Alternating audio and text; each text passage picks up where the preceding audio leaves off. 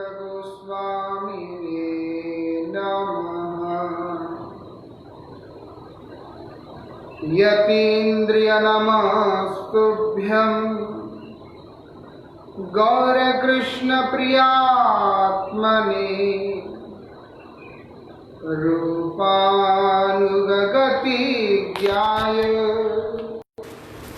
गुरुदेवाय ते नमः। कृपया क्षमताम् अपराधिजनम्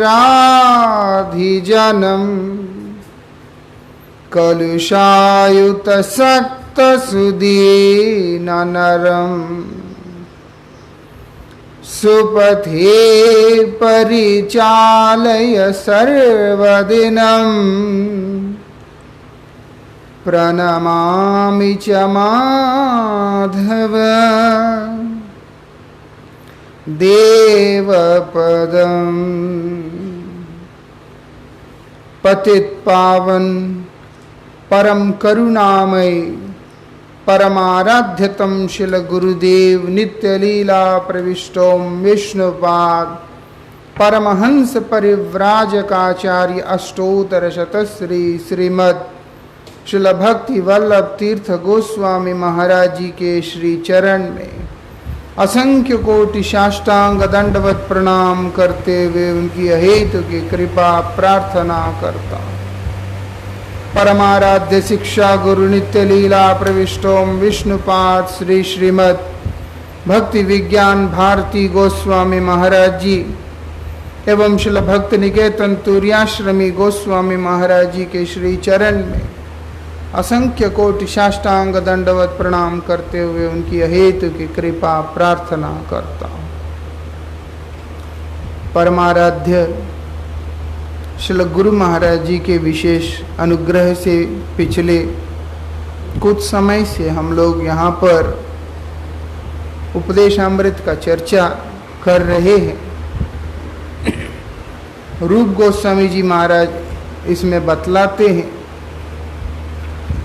उत्साहात निश्चयात धैर्यात तत्तत् कर्म प्रवर्तनात् संगत त्यागात सतोवृत्ति षड्वीर भक्ति प्रसिद्ध्यते। उसमें से हम लोगों ने 5 चीजों को यहाँ पर समझने का प्रयास किया, जिसके अंदर ये 5 चीज है उसकी वृत्ति सुनिश्चित रूप से साधु वृत्ति ही होगी। बोले साधु वृत्ति बहुत ज़्यादा ज़रूरी है, साधु स्वभाव बहुत ज़्यादा ज़रूरी है। साधु स्वभाव ना होने पर व्यक्ति भगवत कृपा को प्राप्त नहीं कर सकता है। ये भी एक बात, इसलिए यहाँ पर बता दिया कि साधु वृत्ति भी इन सबके साथ में होना बहुत ज़्यादा ज़रूरी होता है। साधु का स्वभाव भी होना चाहिए। साधु स्वभाव जिसका होगा बाकी सारी चीज़ें उसके लिए आसान भी हो जाएंगे। जो साधु स्वभाव वाला व्यक्ति ऐसे ही स्वभाव वाले व्यक्ति का संग करने के लिए प्रयास करेगा। जैसा व्यक्ति का स्वभाव वैसा ही व्यक्तित्व का संग होता है उसके जीवन में। तो इसीलिए पूर्व में हमने सुना संग त्याग के विषय में, इन लोगों का संग हमें नहीं करना होगा। संग किसका करना होगा? विरक्त जो वैष्णव होते हैं, निष्किंचन जो भक्त होते हैं, उन्हीं का संग करने के लिए यहाँ पर बतलाया जा रहा है। और आगे बताते हैं साधु वृत्ति का। साधु 2 प्रकार के होते हैं, एक गृहस्थ एक गृह त्यागी। गृहस्थ भी साधु होते हैं। साधु मतलब वेश नहीं है, साधु मतलब वृत्ति है, स्वभाव है। इसलिए वो स्वभाव गृहस्थ में भी देखा जाता है, गृह त्यागी में भी देखा जाता है। और बोलते हैं इसी कारण से 2 प्रकार के साधु है तो उनकी 2 प्रकार की वृत्ति एक जो है गृहस्थ, एक है विरक्त। गृहस्थ वैष्णवों की वृत्ति, गृह त्यागी वैष्णवों की वृत्ति। और इसके अलावा भी कुछ ऐसी वृत्तियां हैं, प्रवृत्तियां हैं जो दोनों के लिए उपयोगी है। कुछ ऐसे होते जो दोनों के लिए उपयोगी माना गया है।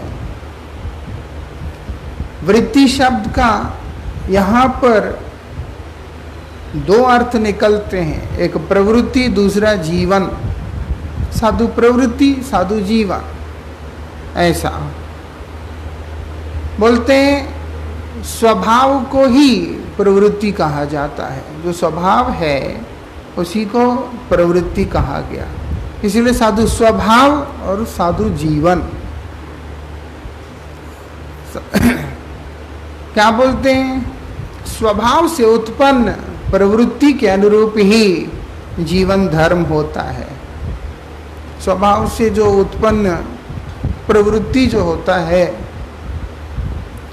उसी के अनुसार, मतलब जैसे स्वभाव होता है ऐसे ही उसका आचरण होता है, उसका जीवन होता है। जीवन जैसा है उसके अनुसार उसका स्वभाव ना भी हो, लेकिन स्वभाव के अनुसार जीवन जरूर होता है। उसका आचरण भले ही कितना अच्छा क्यों ना हो, लेकिन अगर उसका स्वभाव ऐसा नहीं है तो वो चलता नहीं है गाड़ी। लेकिन अगर उसके किसी का स्वभाव साधु स्वभाव है, उसका जीवन मान लो किसी प्रकार से साधुमय जीवन नहीं है, फिर भी वो निश्चित रूप से साधु जीवन में आ जाता है, क्योंकि उसकी स्वभाव वो है। इसलिए यहाँ पर बताया, वेददर्शी ऋषि मुनियों ने युग युग में प्राय मनुष्यों के स्वभाव के अनुसार धर्म की व्यवस्था की है। ये जो हमारे ऋषि मुनियों ने जिन धर्मों को उल्लेख किया वो वास्तविकता में जीव के स्वभाव के अनुसार किया, तभी वो क्रमोन्नति की ओर लेकर के आए हैं। वो तभी क्रमोन्नति की तरफ लेकर के आए हैं। नहीं है तो एक ही धर्म का बात होता तो जीव वहां तक नहीं पहुंच पाता। जीव की निकृष्ट अवस्था को देखते हुए, पतित अवस्था को देखते हुए, जीव के अंदर प्रकाशित होने वाले विभिन्न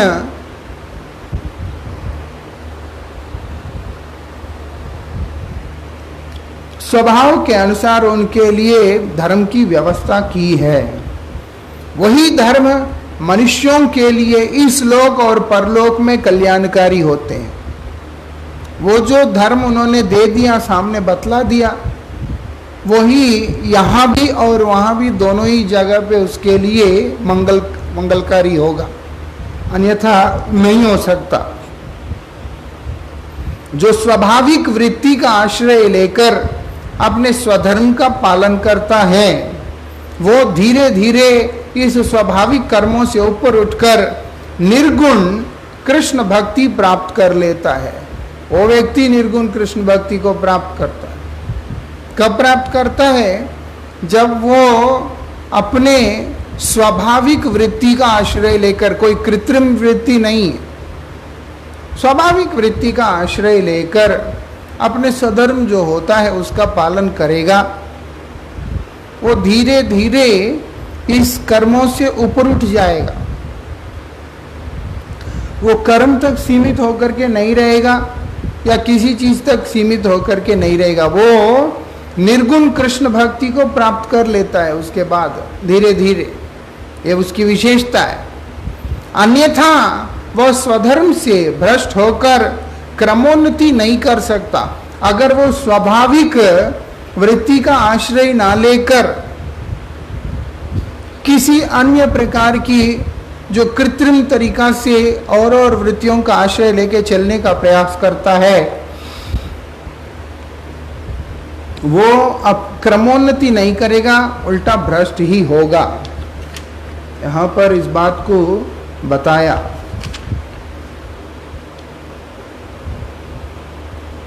इसलिए बोलते हैं निर्गुण जो भक्ति है, निर्गुण कृष्ण भक्ति। निर्गुण मतलब क्या? शुद्ध सत्वमयी, त्रिगुणातीत, मतलब माया के द्वारा या माया के किसी प्रभाव के द्वारा आबद्ध नहीं है।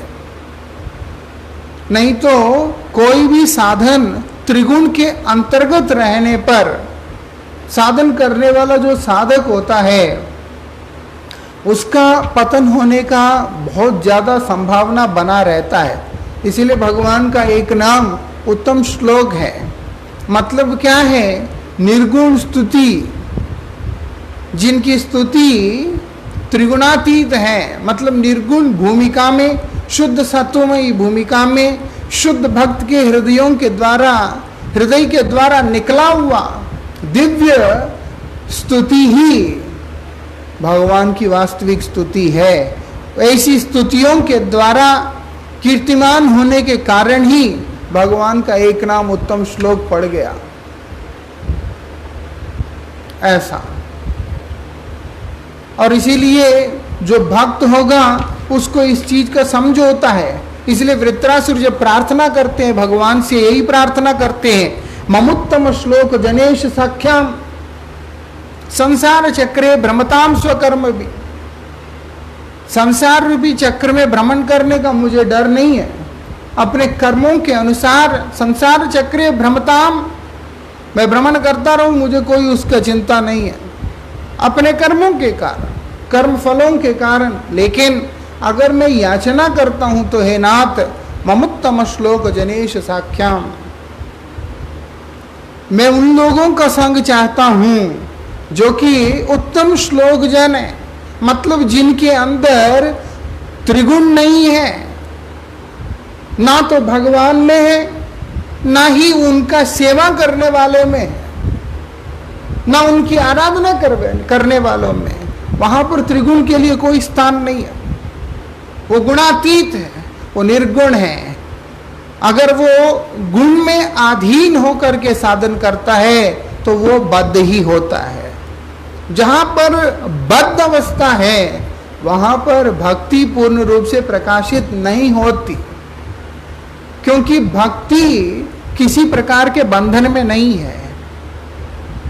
भक्ति में बद्धता नहीं है, भक्ति में मोक्ष भी नहीं है। बंधन और मोक्ष से ऊपर परे जहां पर केवल समर्पण और प्रेम है वही भक्ति है। तो इसीलिए भक्त यहां पर उत्तम श्लोक जनों का संग याचना करता है कि उत्तम श्लोक जन होगा तो क्या होगा कि मुझे भी वो निर्गुण भक्ति प्राप्त होगा। इसीलिए हमारे आचार्य हमको बतलाते हैं, जो महाजनों ने जिन कीर्तनों को किया हमें उन्हीं को करना चाहिए। उसका कारण ही यह है, यद्यपि हमारी अपनी भाषा, हमारी अपनी प्रस्तुति सब कुछ उत्तम होने के बाद भी गुणातीत होगा इसका कोई भरोसा नहीं है। इसीलिए जो निर्गुण भूमिका में स्थित जो महानुभाव है, शुद्ध भक्त है, जैसे कि हमारे पूर्व आचार्यगण श्रील भक्ति विनोद ठाकुर, श्रील नरोत्तम ठाकुर आदि जो आचार्य गणों ने जिन कृतियों की रचना की है, जब हम उन्हीं का कीर्तन करते हैं तो हम लोगों का मंगल होगा। नहीं तो हम अपनी कल्पना से, अपनी प्रस्तुति से शब्दार्थ तो निकाल सकते हैं, लेकिन उस शब्द के अंदर वो ऊर्जा को नहीं डाल सकते जिस ऊर्जा के साथ में वो उनका मुखारविंद से ये शब्द जगत में अवतीर्ण हुआ है। क्योंकि वो निर्गुण भूमिका के शब्द है, हमारा सत्वरजस तमोगुण के आधीन शब्द। इसीलिए बोल दिया हमारे आचार्यों ने, हमेशा महाजनों ने जो कीर्तन किया उसी को करना। इसका कारण ही है कि भगवान निर्गुण स्तुति से संतुष्ट होते हैं। एक बद्ध जीव अपनी बद्ध अवस्था में अपने बद्ध शब्दों के द्वारा भगवान की आराधना करने का चेष्टा करता है, तो वो भगवान को प्राप्त कैसे कर सकता।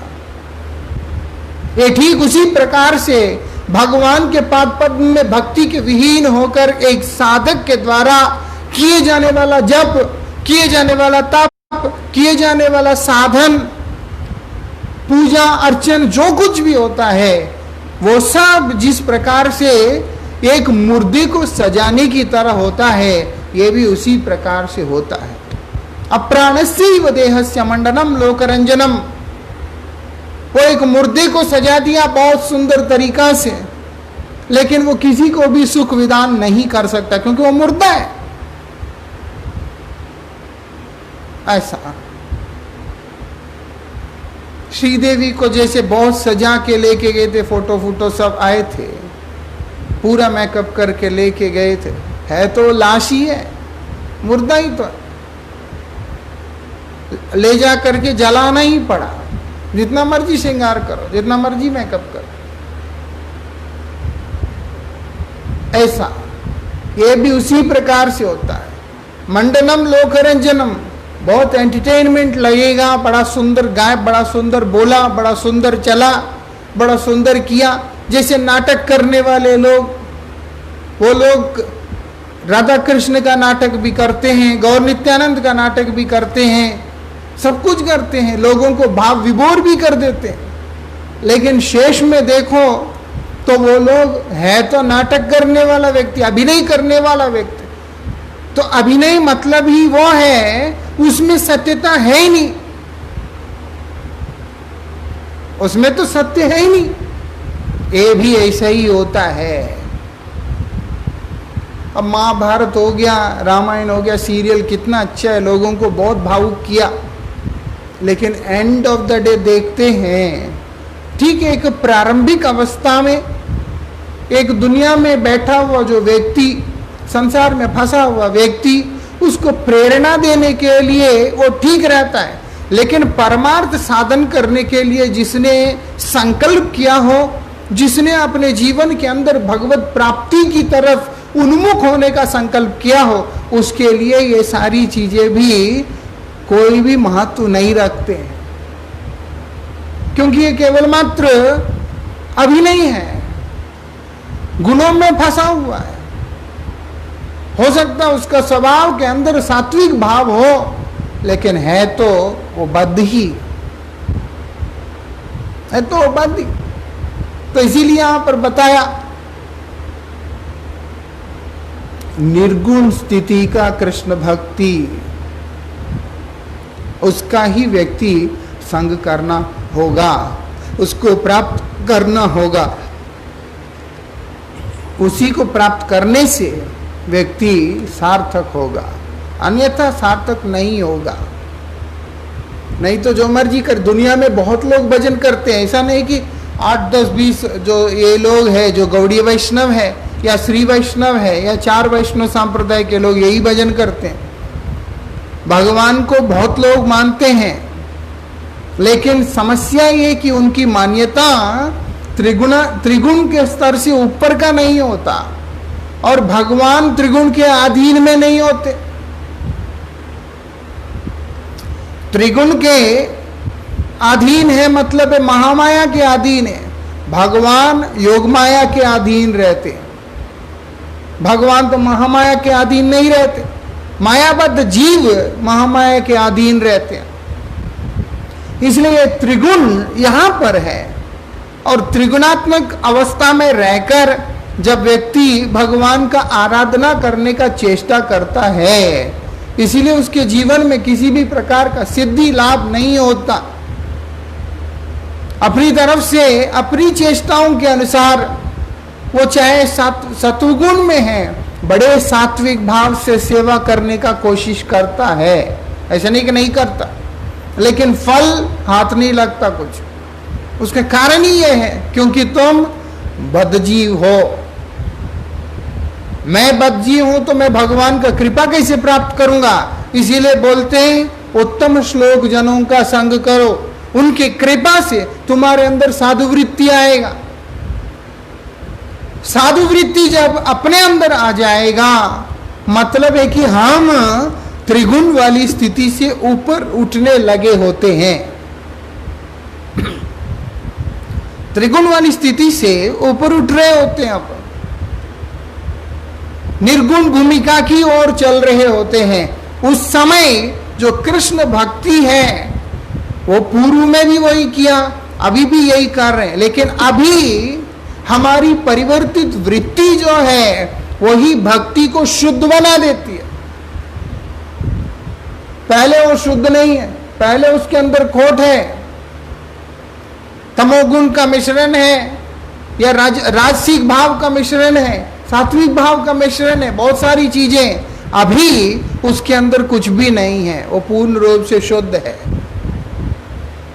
वास्तविकता में देखते हैं भगवान का नाम, भगवान का साधन, भगवान स्वयं किसी भी बद्ध अवस्था में है ही नहीं। इसलिए बता दिया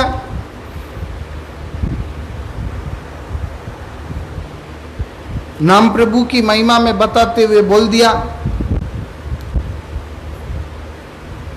क्या बोलते हैं वो,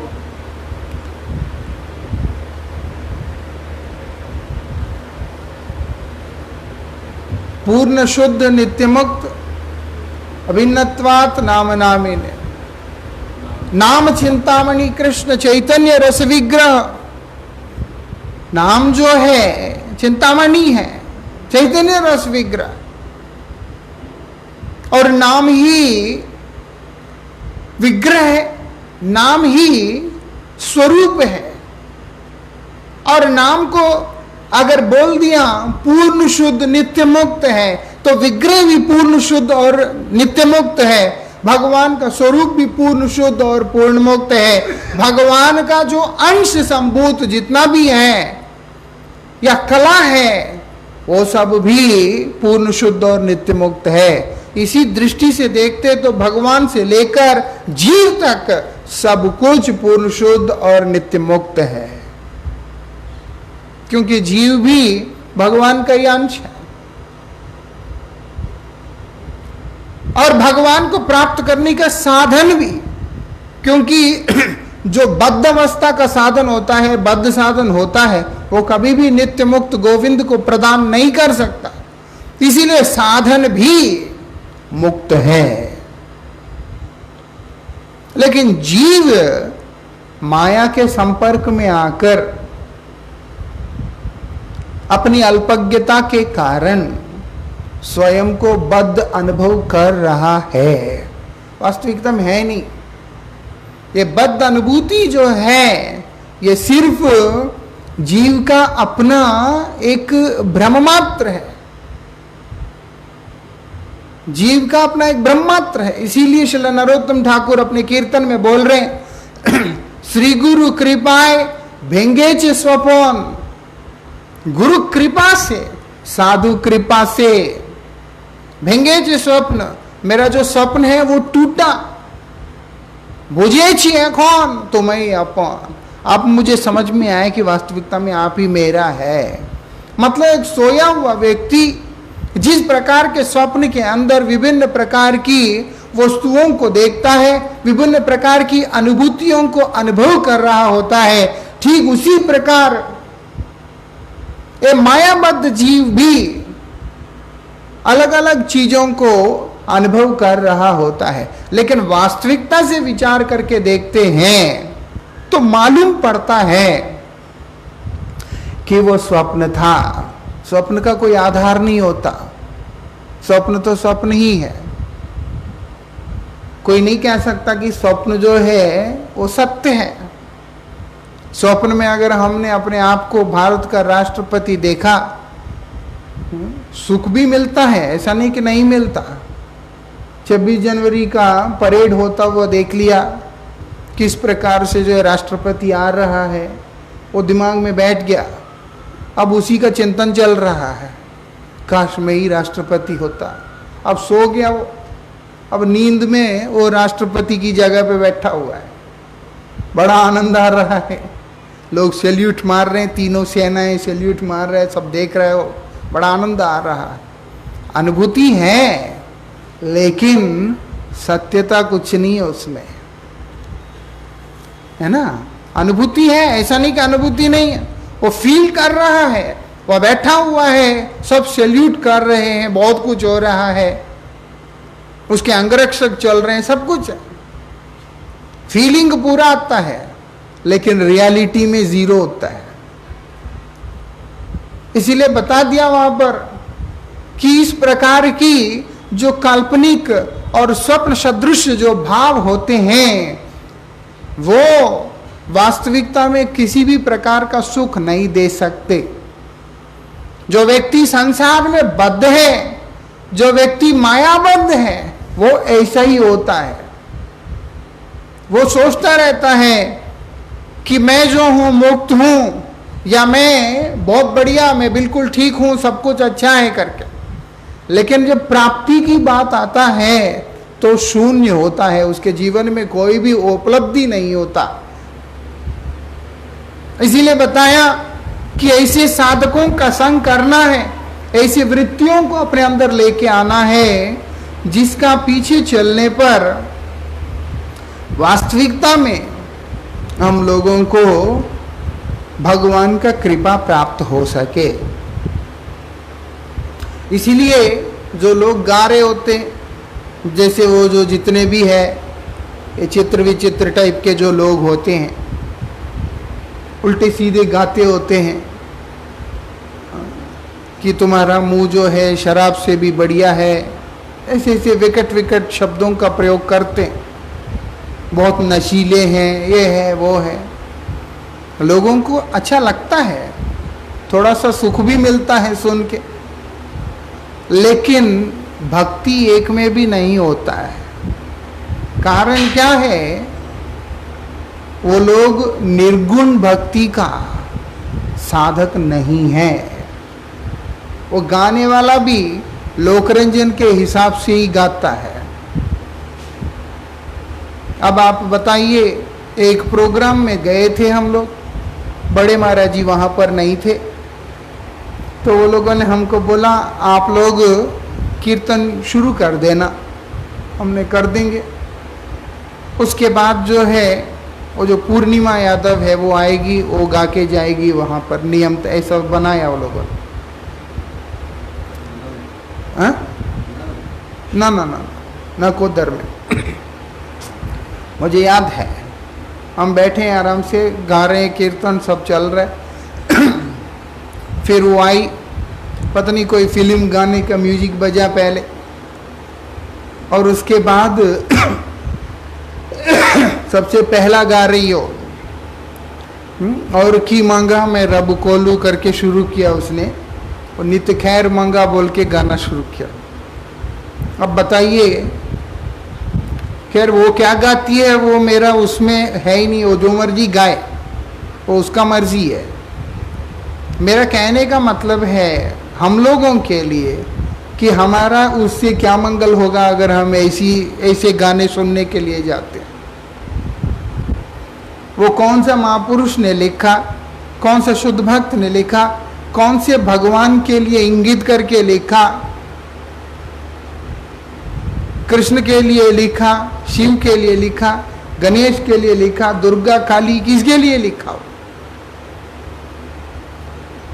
वो गाए और उसके अनुयायी गाए। लेकिन अगर हमको वहां जाके ऐसी चीजें गाना पड़ता है तो मैं समझता हूं कि वो एक निरर्थकता है। उसका कारण ये है कि वो भगवान तो दूर की बात है, किसी भी देवता के लिए भी संबोधन करके लिखी हुई चीज नहीं है। ऐसे ऐसे उठपटांग चीजें ये लोकरंजन कार्य होते हैं। ये मतलब घोर तमोगुण के आश्रय होता है इस तरीके की चीजें। और समाज का यही दुर्भाग्य है कि जब ऐसी चीजें होते हैं कोई विरोध नहीं करता, फिर लोग आगे बढ़ जाते हैं, क्योंकि डर खत्म हो गया। कोई बोलता तो है नहीं कि क्या गा रहे हो तो। फिर उसके बाद जो मुंह में आता है वो बोलने लगते हैं। ऐसा जैसे अभी पीछे एक व्यक्ति ने बोला था, जिस तरीका से अपने तरीका से वो भगवान के बारे में बोलने का कोशिश किया। हम लोग क्या करते हैं, अक्सर प्रस्तुति को देखकर पिघल जाते हैं। प्रस्तुति को देखकर भावुक हो जाते हैं, लेकिन वो शब्दों की गहराई, वो भाव, उसकी ओर कभी भी ध्यान नहीं देते। एक गा रहा है कि कृष्ण लंपट है, चोर है, फलाना है, ये भी नहीं विचार करते कि वास्तविकता में हमें कृष्ण को ऐसे संबोधन करने का औकात भी है कि नहीं। द्वारिका के जो भक्त हैं वो भी कभी भी कल्पना नहीं कर सकते कृष्ण को ऐसी संबोधन करने का। केवल व्रज के भक्त, वो भी एकांतिक व्रज के जो भक्त होते हैं, उनके अतिरिक्त कोई भी कृष्ण को इस तरीका से संबोधन नहीं कर सकता है। इसीलिए इस तरह से संबोधन करने वाला व्यक्ति एक बार विचार करना चाहिए था कि मेरा जो साधन है शुद्ध साधन है कि नहीं, या मैं उस लायक हूं कि नहीं, तब जाकर के होता। लेकिन वो गा रहा है, सुनने वाले को भी मजा आ रहा है, कृष्ण लंपट है, आहा हा, कितना अच्छा लग रहा है सुन के, इसीलिए नाच जाता है। ऐसे व्यक्तियों का फिर शेष में नाच ही जाता है। यहां पर बता दिया, भक्ति जो होगा वो निर्गुण भूमिका का होना चाहिए। वो लोग भी कर रहे हैं भक्ति, ऐसा नहीं कि नहीं कर रहे, लेकिन उनका जो भक्ति है वो सिर्फ उनकी दृष्टि में भक्ति है। वास्तविकता में उसमें कोई भी भक्ति नाम का कोई सार या कोई भी तत्व या बीज उसमें है ही नहीं है। नहीं है तो भगवान ये नहीं बोलते सताम प्रसंगान मम वीर्य संविदो, तुम जाकर के मेरे भक्तों के पास मेरे वीर्यवती कथा को श्रवण करो। सीधा बोलते कि जाके कहीं पे भी मेरे बारे में सुन लो। माता देवहूति ने जब पूछा कि आपका कृपा से ये संसार रूपी जो वृक्ष है उसका खंडन हो सकता है, काटा जा सकता है, तो इसीलिए कृपा करके मुझे बताइए मैं अपनी बंधन से कैसे निवृत्त हो सकती हूं। मैं ये प्रकृति के बारे में जानना चाहती हूं और ये प्रकृति के नियंता जो पुरुष है भगवान स्वयं, उनके बारे में जानना चाहती हूं। आप सब कुछ जानने वाले हैं, इसलिए आप कृपा करके मुझे बतलाइए। नमामि सद्धर्म विदुम वरिष्ठम, आप श्रेष्ठ हैं, सबसे बड़े हैं। माता देवहूति भगवान कपिल को बोल रही है आप सब जानते हैं क्योंकि आप तो भगवान हैं, इसीलिए आप ही कृपा करके मुझे इन सब तत्वों का ज्ञान कराइए। तब भगवान कपिल माता देवहूति को ये बात बोल रहे सताम प्रसंगान मम वीर्य संविदो। ये नहीं बोला कहीं पे भी जाके कुछ भी सुन लो, बोलते सताम प्रसंगान, मेरे भक्तों के पास जाके मेरे वीर्यवती कथा को तुम वहां पर श्रवण करो, उसी के प्रभाव से श्रद्धा रति भक्ति अनुक्रमिष्यति। जब ऐसा कोई व्यक्ति करेगा तभी उसके अंदर श्रद्धा उत्पन्न होगा। उठपटांग कुछ भी गाने से, उठपटांग कुछ भी बोलने से वो सुनने में मजा आता है, लेकिन परिणाम कुछ नहीं निकलता है। और बोलते बोलते ऐसा बुद्धि भ्रष्ट होता है, उसके बाद वो क्या बोल रहा है ये भी नहीं सोचेगा। एक जगह गया, वो गा रहे मुख तेरा सोनिया शराब नाल चंगावे। ये क्या गाना है? भगवान के लिए कौन सी ये गाना लागू होता है, कहाँ एप्लीकेबल होता है? कौन से महापुरुष ने इस तरह के शब्दों को वहां पर उल्लेख किया? इसलिए बता दिया, आदमी जब तक ये निर्गुण भक्ति साधन को प्राप्त नहीं करता तब तक उसका जीवन में कभी भी कल्याण हो ही नहीं सकता। भगवान का वर्णन जब किया जाता है, शब्दों का चयन भी उसी के अनुरूप करना पड़ता है। जब निकृष्ट शब्दों का चयन, त्रिगुण में बद्ध शब्दों का अगर हम लोग चयन करते हैं तो सुन के मजा ही आता है, आनंद कभी भी नहीं आता है। और भगवत कृपा और भगवत अनुभूति तो कभी भी नहीं आता है, वो जिंदगी बर्बाद है। ऐसा इसीलिए गुरु महाराज जी और ये जो गौड़ीय वैष्णवगण, हमारा परम सौभाग्य है कि ऐसी परंपरा हमको मिला जहां पर प्लेटफॉर्म स्पीकर्स को एंटरटेन किया नहीं जाता। ऐसा हमारे में तो यहां तक माना जाता है जो दूसरे को प्रभावित करने के उद्देश्य से कथा भी बोला जाता है उसको भी वो लोग स्वीकार नहीं करते हैं। हमेशा परमाराध्य गुरु महाराज जी ने इस बात को इंगित किया, Harikatha is for my own purification. ये शब्द गुरु जी के मुखारविंद से अनेक बार सुना गया कि कृष्ण कथा किसके लिए है? अपने आप को सुधारने के लिए, अपने आप को शोधन करने के लिए है, ना कि दूसरे को ज्ञान देने के। कीर्तन की तो बात ही छोड़ दीजिए। हरि कथा जो गुरुजी बोल देते हमेशा, इसीलिए उनका मंगलाचरण करने का समय, उनका कथा बोलने का समय कभी भी बदला नहीं है, कोई रहे या ना रहे।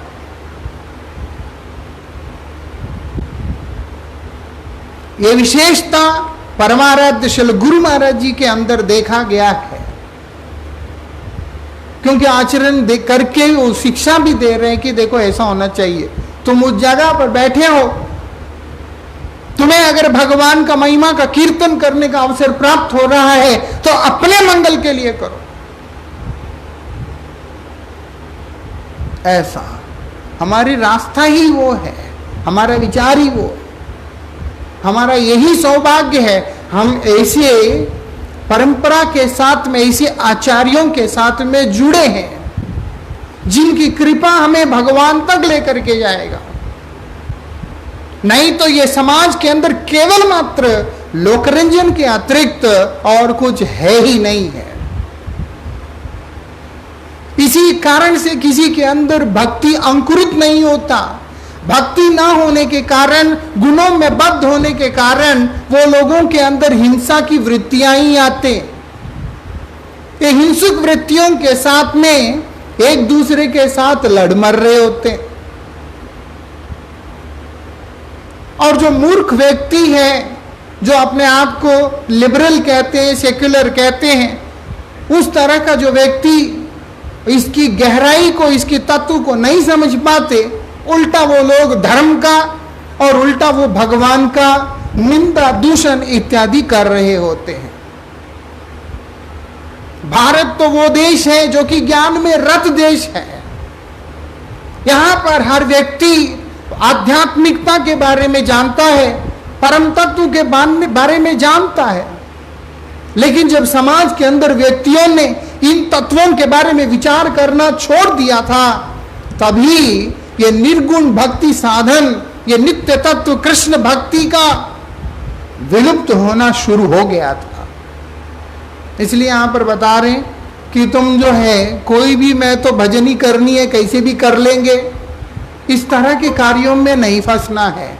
इसीलिए हमारे आचार्यों की भजन प्रणाली का एक अद्भुत प्रस्तुति है, जिससे व्यक्ति को इस संसार से उठाकर उस जगत के अंदर भगवान श्री राधा गोविंद देव जी के श्री चरणों में एकांतिक भक्ति, प्रेममयी भक्ति को प्रदान करने वाला साधन होता है।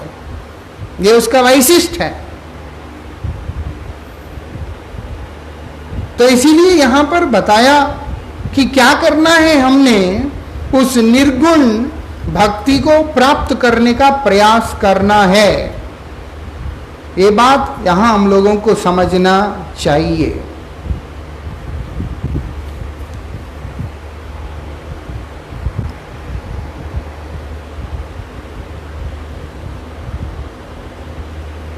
क्या बोलते हैं? अतएव सात्विक द्रव्य, सात्विक काल, सात्विक क्रिया, सात्विक देश आदि में भगवत भक्ति युक्त करके जीवन यापन करने से मनुष्य निर्गुण हो सकता है। निर्गुण कैसे होगा? बोलते हैं उसके लिए व्यक्ति को कम से कम सात्विक जीवन में आना पड़ेगा। तमोगुण से व्यक्ति निर्गुण नहीं होता, तमोगुण से रजोगुण, रजोगुण से सत्वगुण।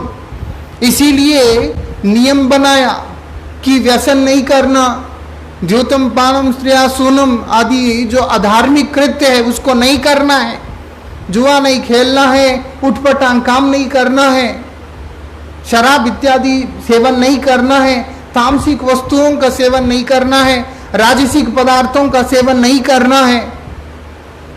क्या करना होगा? सात्विक द्रव्यों को ही ग्रहण करना है। जो वस्तु हमें प्राप्त होते हैं उसमें देखना पड़ता है कि ये सात्विक है कि नहीं। सात्विक काल इसीलिए बोल दिया अरुणोदय काल, हाँ, ब्रह्म मुहूर्त का समय इत्यादि जो समय होता है, जो समय सात्विक भाव का है, वो बोलते हैं उसको लेकर के चलना है। सात्विक क्रिया जो साधन होता है उसके अंदर भी सात्विकता होनी चाहिए, और जो स्थान है वो भी सात्विक होना चाहिए। इसीलिए बोला विष्णु मंदिर में या अथवा गौशाला इत्यादि में, ऐसे कोई सात्विक स्थान में, वहां पर जाकर के जब व्यक्ति साधन करने लगता है, भगवत भक्ति से युक्त जीवन यापन करने लगता है, केवल सात्विक स्थान और क्रिया से नहीं चलेगा, भगवत भक्ति के साथ युक्त होकर के जीवन यापन करना होगा, जो कि अत्यंत आवश्यक है। तभी व्यक्ति निर्गुण भूमिका को प्राप्त करता है, अन्यथा नहीं प्राप्त करेगा। ये बात है। सत्व गुण से निर्गुण अवस्था, वही शुद्ध सत्व अवस्था उसके जीवन में आता है।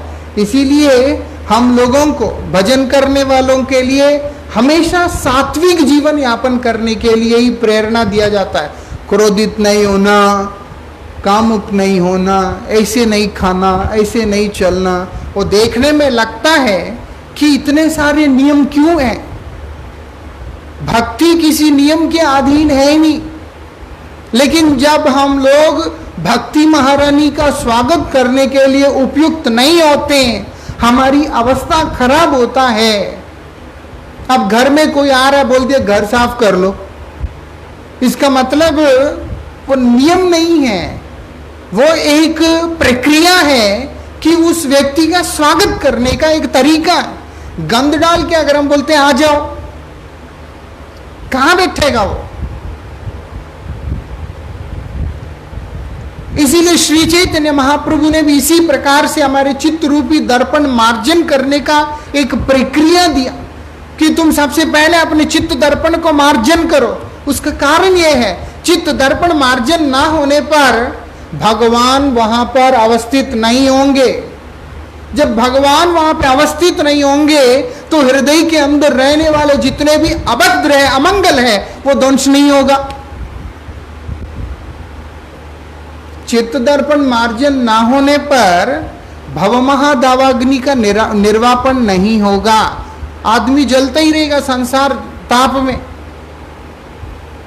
उसके जीवन में बाकी सारी क्रियाएं नहीं आएंगे।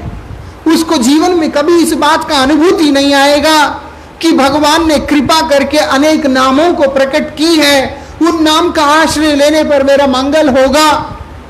ये भाव भी नहीं आया। क्यों? आगे में गंद है, वो बोले उसको साफ करो।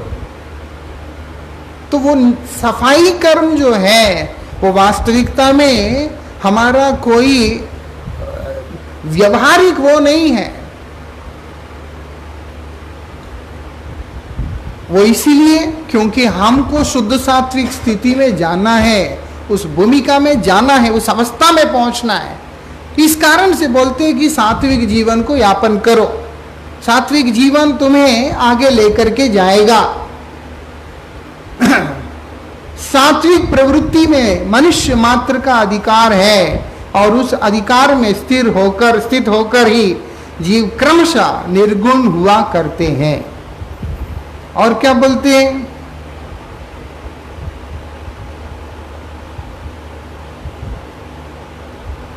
ये सात्विक प्रवृत्तियां 30 प्रकार की होती है।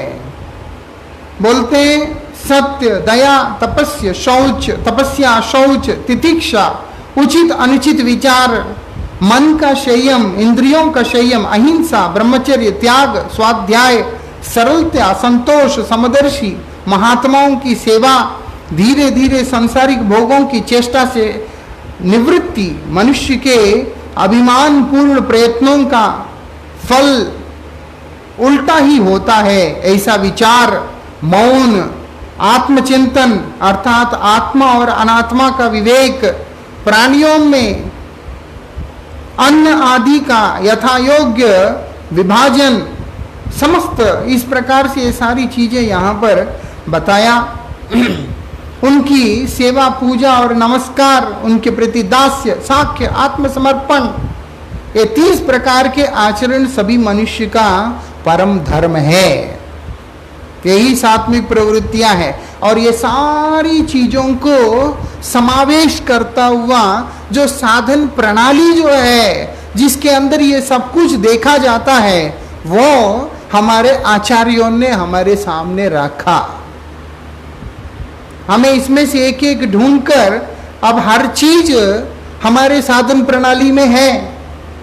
हमारे साधन प्रणाली में उचित अनुचित विचार करना भी है, हमारे साधन प्रणाली में दीनता भी है, साख्य भी है, दास्य भी है, और क्या बोलते हैं आत्मचिंतन ही है, और आत्मा अनात्मा विचार है, सब कुछ है। इसलिए बोलते हैं सात्विक साधन जो प्रणाली हम लोगों को दिया गया है हमारे आचार्यों के द्वारा, उसका ही हम लोगों को आचरण करना होता है। इन उपयुक्त 30 प्रकार प्रवृत्तियों को तारतम्य के अनुसार ब्राह्मण, क्षत्रिय, वैश्य और शूद्र 4 प्रकार के वर्ण, और सन्यासी, वानप्रस्थ, ब्रह्मचारी और गृहस्थ 4 प्रकार के आश्रम हुए हैं। अब सभी में नहीं होते, इसीलिए जैसे जैसे हर व्यक्ति को अपने स्तर से, जो मान लीजिए शूद्र है, जो तमोगुणी है, और उसके बाद ऐसी स्थिति में है, उसको वहां से उत्थान करने के लिए इनमें से कुछ प्रवृत्तियों को दिया। जो वानप्रस्थ है, जो ब्रह्मचारी है, जो सन्यासी है, सबके लिए, और गृहस्थ सभी के लिए अलग अलग तरह की प्रवृत्तियां इसके अंदर दिया गया है। लेकिन एक विचार में जहां पर सब कुछ आ जाता है, वही विचार शुद्ध भक्ति का विचार है। वो निर्गुण भूमिका का विचार है, जहां पर शुद्ध भक्त लोग, क्योंकि शुद्ध भक्त उस अवस्था में आकर किसी भी चीज का विवेचन नहीं करते। जब तक व्यक्ति मायाबद्ध अवस्था में है, तब तक ही विवेचन है। इसीलिए बता दिया, जब हम भूत शुद्धि की बात करते हैं, वहां पर स्पष्ट आता है, हम तो न ब्राह्मण, न क्षत्रिय, न वैश्य, न शूद्र, मैं तो ये सब कुछ भी नहीं हूं। मैं कौन हूं कि गोपीर भरत पद कमले और दास दास दास दासानुदास, मैं उनके दास हूं, गोपी जनों का दास हूं, कृष्ण का दास हूं, कृष्ण भक्तों का दास हूं। बस यही एकमात्र परिचय रह जाता है। इसीलिए उनकी भजन प्रणाली केवल जीव को कृष्ण भक्ति के अंदर कृष्ण दासत्व में परिपक्वता, प्रगाढ़ता लाने का होता है। या जो मायाबद्ध जीव है, उसको इस संसार के स्तर से उठाकर कृष्ण भक्ति के मार्ग में लाने वाला होता है। वो किसी भी प्रकार का आश्रम अथवा वर्ण या गुणों का विचार लेकर के वहां पर कोई उपाय होता नहीं है। इसका मतलब ही ये है, बाकी स्थिति में ब्राह्मण, क्षत्रिय, वैश्य, शूद्र, गृहस्थ, वानप्रस्थ, सन्यासी में ये सारी सात्विक प्रवृत्तियां विभाग हो चुके हैं, डिवाइड हो चुके हैं, कई कुछ है, कई कुछ है। लेकिन इसमें भी व्यक्ति को एक स्तर से ऊपर, उससे ऊपर, उससे ऊपर उठना पड़ता है। क्रमोन्नति का बारे में यहां पर है। ऐसा नहीं है कि मैं एक आध किसी प्रवृत्ति को लेकर के आगे बढ़ जाऊंगा, एक के साथ दूसरा ये कनेक्टेड होके व्यक्ति को इन तमाम सात्विक प्रवृत्तियों से ऊपर उठाकर निर्गुण स्थिति में लेकर के आना होता है। लेकिन शुद्ध भक्ति की मार्ग ये है, उत्तम श्लोक जनों का मार्ग ये है कि जहां पर वो इन सब प्रवृत्तियों की तरफ नहीं, वो लोग केवल और केवल श्री कृष्ण में मति किस प्रकार से हो, उसी की प्रेरणा देते हैं। श्री कृष्ण में मति होना मतलब है कि सात्विक प्रवृत्ति से भी ऊपर उठ जाना, ये विशेषता है। तो जो हो यही साधु वृत्ति है।